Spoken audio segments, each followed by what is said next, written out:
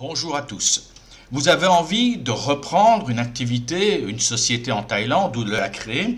Il est quand même bon de savoir des petites choses quand même assez importantes qui risquent de vous échapper si vous prenez comme référence ce que vous connaissez en Europe.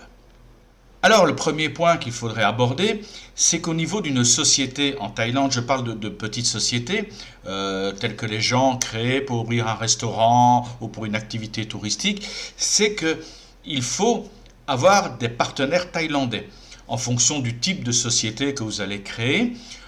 Si par exemple vous êtes marié avec une Thaïlandaise, vous allez prendre une partnership où vous pourrez être associé avec votre épouse officiel. Je ne parle pas d'un mariage bouddhiste devant les moines. Il faut que le mariage soit officiellement reconnu. À ce moment-là, vous ouvrez une partnership par exemple. Vous n'aurez besoin que d'un partenaire, un associé, qui sera toujours majoritaire. Et dans ce cas, c'est votre épouse.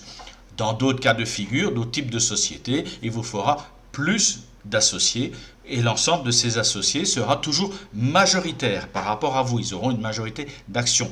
Vous ne pouvez détenir que 49% de votre société, voire même 39% ou moins dans certains types d'activités.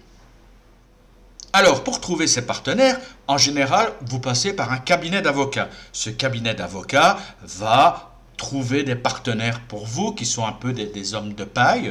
Il ne faut pas se voiler la face.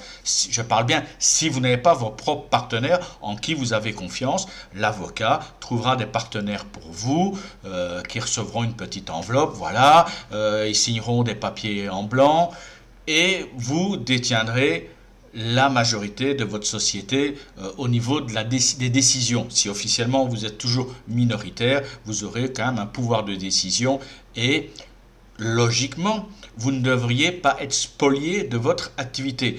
Tout ça dépend aussi je veux dire, du cabinet d'avocats. Ne nous voilons pas la face. L'avocat vous montre un petit plan convenable pour que vous soyez minoritaire, mais que vous ayez la pleine possession de votre société, officieusement. Mais supposons par exemple qu'un jour la société tourne bien et brasse énormément d'argent, rien ne prouve qu'un jour l'avocat, les hommes de paille qu'il aurait trouvés sont peut-être des connaissances à lui et décide de vous éjecter de manière tout à fait légale pour mettre la main sur votre entreprise. Je pense que les cas sont très rares. Il faut trouver un bon avocat à la base, quelqu'un de fiable, d'honnête. Il y a des listes d'avocats émanant des ambassades de France ou ambassades du Canada. Vous pourrez même trouver certains avocats qui parlent un petit peu ou assez bien le français. Donc voilà, trouvez un bon avocat pour monter votre société qui vous trouveront les hommes, les associés, les Thaïlandais associés qui, à la rigueur, ne vous boufferont pas votre entreprise. Maintenant, vous pouvez aussi être majoritaire à 100% de votre entreprise. Mais là, il y a des conditions spécifiques, c'est-à-dire qu'il faut un investissement de 10 millions de bahts minimum, sachant que la valeur du terrain et que le fonds de roulement ne peuvent pas être inclus dans ces 10 millions. Avantage de posséder des sommes un peu plus conséquentes, d'avoir un budget supérieur à 10 millions, c'est que vous pouvez regarder s'il existe des activités qui correspondent au BOI. Le BOI, c'est Board of Investment. C'est une organisation gouvernementale qui incite les investisseurs à s'installer en Thaïlande et qui offre pas mal d'avantages. Donc, si vous avez un budget supérieur à 10 millions et que votre activité entre dans la liste des activités reconnues par le BOI, à ce moment-là, vous pouvez recevoir l'agrément du BOI, ce qui signifie, premièrement, que vous pouvez être majoritaire à 100% de votre entreprise, ce qui n'est pas négligeable. Deuxièmement, que vous pouvez être propriétaire du terrain sur lequel vous vous installez, propriétaire des bâtiments, que vous pouvez avoir des exonérations d'impôts qui vont jusqu'à 8 années, que vous avez une remise de 50% au niveau des fournitures en énergie, eau, électricité, pendant je ne sais plus combien d'années, mais X années, vous avez 50% de remise sur ces fournitures, que vous avez également des remboursements de vos taxes pour toutes les machines de production et toutes les matières premières que vous importez, vous recevez, les taxes que vous payez vous sont remboursées lorsque vous faites les démarches. Enfin voilà, il y a plein d'avantages par rapport aux personnes qui investissent au niveau du BOI en Thaïlande. Et autre avantage, on va aborder ce point-là tout de suite, c'est par rapport au work permit. Ça veut dire que pour les permis de travail, vous n'avez pas à justifier du nombre de Thaïlandais travaillant dans votre entreprise. Vous n'êtes pas limité par le nombre de permis de travail que vous avez demandé. Et si je ne sais plus très bien qu'est-ce qu'il y avait encore au niveau du permis de travail, oui, les démarches effectivement, c'est pas plusieurs semaines. Les démarches, lorsque vous êtes agréé par le BOI, les démarches pour le permis de travail prennent une demi-journée. Enfin voilà. Je pourrais faire un article, il y a un article d'ailleurs sur le BOI sur mon blog, visitez, vous découvrirez un petit peu tous les avantages. Donc voilà, ça nous amène au chapitre suivant, qui est le fameux permis de travail. Alors là, soyons clairs, pour le permis de travail, c'est incontournable, c'est obligatoire, c'est nécessaire. Il y a des gens qui ont dit dernièrement, tiens, si vous travaillez en freelance au niveau de l'immobilier, il n'y a aucun problème, vous pouvez le faire. Non, c'est faux, il vous faut, quelle que soit l'activité, il vous faut un permis de travail. Vous débarquez en Thaïlande avec un contrat d'humanitaire non rémunéré, il vous faut un permis de travail. Vous venez en Thaïlande pour une mission de 3 ou 4 jours, il vous faut un permis de travail. Quelle que soit l'activité, quelle que soit la durée, il vous faut, comme étranger, un permis de travail. Si vous n'avez pas ce permis de travail et que vous êtes contrôlé travaillant au black, de manière illégale, vous risquez une amende de 100 000 bahts et également une peine de prison allant jusqu'à 5 ans.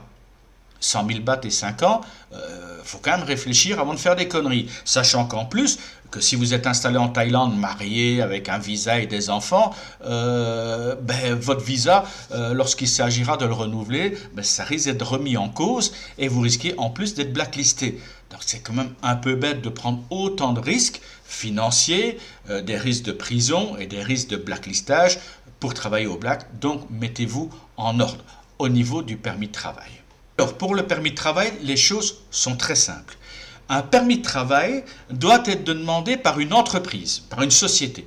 Vous ne pouvez pas le faire en nom propre en disant voilà j'arrive, je voudrais bien travailler. Non, une société fait la demande. Cette société doit prouver quantité de papier par rapport à son activité, par rapport au salaire payé, par rapport au nombre de salariés dont elle dispose, par rapport aux taxes, aux bénéfices qu'elle fait. Donc la société qui va vous engager a déjà pas mal de papiers à prouver. Vous-même, de votre côté, vous aurez des papiers à fournir quant à vos qualifications.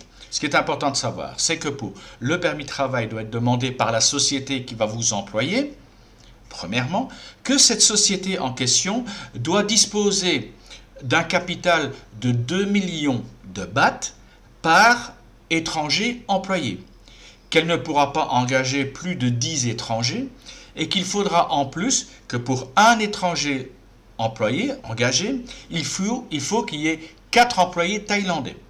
Un étranger, 4 Thaïlandais. Et de plus, il faut que le salaire minimum qui soit versé à l'étranger soit de 50 000 bahts. Je parle pour les Européens.